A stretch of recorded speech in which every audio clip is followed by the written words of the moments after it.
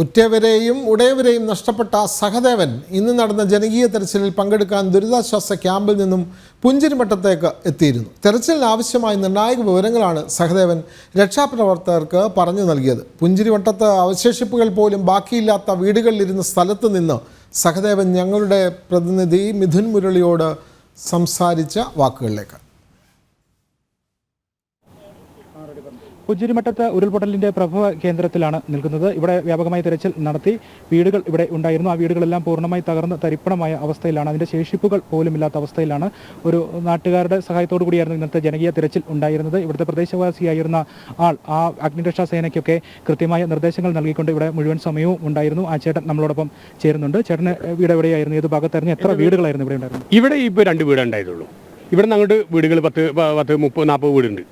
അതിൻ്റെ മുകളിലോട്ട്, പിന്നെ അത് താഴോട്ടാണ്. എൻ്റെ വീട് താഴെയായിരുന്നു, ആ പള്ളിൻ്റെ തൊട്ടടുത്ത്. എൻ്റെ വീട് സഹദേവൻ എന്നാണ്. എൻ്റെ ഏട്ടൻ, എൻ്റെ അമ്മ, പിന്നെ ഏട്ടൻ്റെ ഭാര്യ, 2 മക്കളും പിന്നെ പോയി, അന്ന് തന്നെ പോയി. അമ്മനെ അതിൻ്റെ ഉള്ളിൽ നിന്ന് കിട്ടിയിട്ടുണ്ടായി. അത് ഞാൻ എല്ലാ ചാനലിനോടും പറഞ്ഞതാണ്. പിന്നെ ബാക്കി തെരച്ചിലൊക്കെ കാര്യങ്ങളൊക്കെ നടന്നിട്ടുണ്ട്.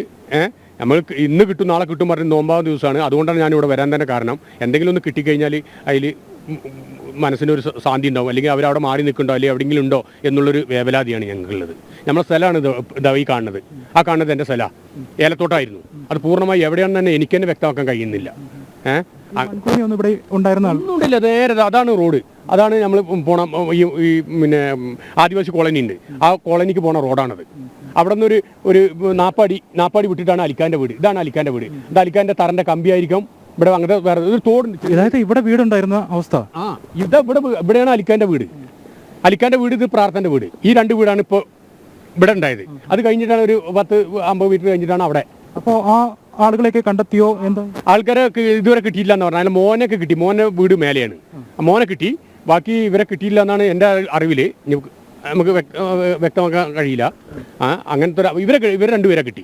പ്രാർത്ഥനയും നന്ദ പറഞ്ഞവരെ ചാലിയായിരുന്നു കിട്ടി. അതായത് ഈ ഭാഗത്ത് ഒരു വീടുണ്ടായിരുന്നു, ഈ ഭാഗത്ത് ഈ കമ്പി കാണുന്നിടത്ത് ഒരു വീടുണ്ടായിരുന്നു, ആ മുകൾ ഭാഗത്തൊക്കെ വീടുണ്ടായിരുന്നു. പിന്നെ മുകളിലത്തൊക്കെ വീടാ. അവിടെയാണ് സുബ്രഹ്മണ്യൻ. ആ കുടുംബത്തിൽ പിന്നെ എല്ലാവരും പോയി പറഞ്ഞാൽ 1-2 ആളെ കിട്ടിയെന്നാണ് പറഞ്ഞ്. ബാക്കിയൊക്കെ കിട്ടാനുണ്ട്. പിന്നെ ആദിവാസി കോളനിയിലുള്ള വീടുകളൊക്കെ പൂർണ്ണമായി ആൾക്കാർ ഏകദേശം പിന്നെ ഇവിടെ ക്യാമ്പിലൊക്കെ മാറി പിന്നെ പള്ളിയിൽ നിന്നുകൊണ്ട് പിന്നെ എൻ്റെ അനിയനൊക്കെ ഉണ്ടായി, പ്രസു പറഞ്ഞ അവരൊക്കെ രക്ഷപ്പെട്ടു. ആ കുടുംബമൊക്കെ രക്ഷപ്പെട്ടു. വീട് പൂർണ്ണമായും തകർന്നിട്ടുണ്ട്. അവിടെ ഉള്ളത് ഇപ്പോൾ അത്തനാറിൻ്റെ ഒരു വീട് ഉണ്ട്, പ്രശാന്തിൻ്റെ വീട് പോയി. അങ്ങനെ പല വീടുകൾ പോയി. നാശനഷ്ടം പിന്നെ പോയാലും വീട് പിന്നെ സ്ഥലം പോയാലും എന്ത് പോയാലും നമ്മളെ കുടുംബം പോയി, നമ്മളെ കൂട്ടുകാരന്മാർ പോയി. അത് വല്ലാത്തൊരു അവസ്ഥയാണ് സാറേ. അപ്പോൾ അവസ്ഥ പറഞ്ഞാൽ അറിയിക്കാൻ കഴിയില്ല. ചേട്ടൻ ഏത് ക്യാമ്പിലാണ് കഴിയുന്നത്? മേപ്പാടി ക്യാമ്പിൽ, മേപ്പാടി സ്കൂളിൽ. സമയത്ത് ചേട്ടൻ വീട്ടിലുണ്ടോ? ഞങ്ങൾ തറവാട് വീടാണ്. തറവാട് വീട്ടിൽ ഞങ്ങളെല്ലാവരും വന്ന് താമസിക്കുന്ന സ്ഥലമാണ്. അമ്മ, ഏട്ടൻ്റെ ഭാര്യ, 2 മക്കളും അന്നുണ്ടായി. ഞങ്ങൾ ആ സമയത്ത് ഞങ്ങൾ അവിടെ ഉണ്ടായില്ല. ഞങ്ങൾ കൽപ്പറ്റ ഒരു പിന്നെ പുരേക്കൂടിൽ അങ്ങനെ ആവശ്യമായിട്ട് ഞങ്ങൾ പോയി. പിന്നെ അത് കഴിഞ്ഞിട്ട് ഞങ്ങൾ 2 ദിവസം കഴിഞ്ഞിട്ടൊക്കെ ഞങ്ങൾ വരല്, വന്നിട്ട് അമ്മൻ്റെ അടുത്ത് നിൽക്കലും അങ്ങനെ പോകലൊക്കെയാണ്. ഞങ്ങളിവിടെ തേയില നുള്ളാൻ വന്ന ആൾക്കാരാണ്. എൻ്റെ അമ്മയ്ക്ക് ചെറുപ്പത്തിൽ തേയില നുള്ളാൻ വന്ന ആൾക്കാരാണ്. അതിൽ വന്ന ആൾക്കാരാണ് ഇത് മുഴുവൻ ആൾക്കാരും. അവരെല്ലാവരും ഞങ്ങൾക്ക് നഷ്ടപ്പെട്ടു. ഇനി ഈ സ്ഥലത്ത് പിന്നെ ആൾ താമസം ദുർബലമാണ്, ആകാൻ പാടില്ല. ഇവിടെ ആൾ താമസം പാടില്ല. അതാണ് എനിക്ക് പറയാനുള്ളത്. ബാക്കിയുള്ള ആൾക്കാരെങ്കിലും കണ്ട് നമുക്ക് കളിക്കൂട്ടുകാരെ കണ്ട് നിൽക്കാന്നുള്ളതിലാണ്. ഇനി ഇവിടെ ഒരു പിന്നെ ജനവാസം പാടില്ല എന്നാണ് നമുക്ക് നിങ്ങളോട് പറയാനുള്ളത്. ഈ ഒരു ഭാഗത്ത് ഞാൻ നിൽക്കുന്നതിന് തൊട്ട് സമീപത്ത് ഒരു വീടുണ്ടായിരുന്നു, അതിന് മുകളിൽ വീടുണ്ടായിരുന്നു, ഇവിടെ വീടുണ്ടായിരുന്നു. പക്ഷേ അതൊന്നും നമുക്ക് തിരിച്ചറിയാൻ പോലും അറിയാത്ത രീതിയിലേക്ക് പ്രകൃതി ആ ഒരു മേഖല തന്നെ, ആ ഭൂമി തന്നെ തകിടം മറിച്ചിരിക്കുന്നു.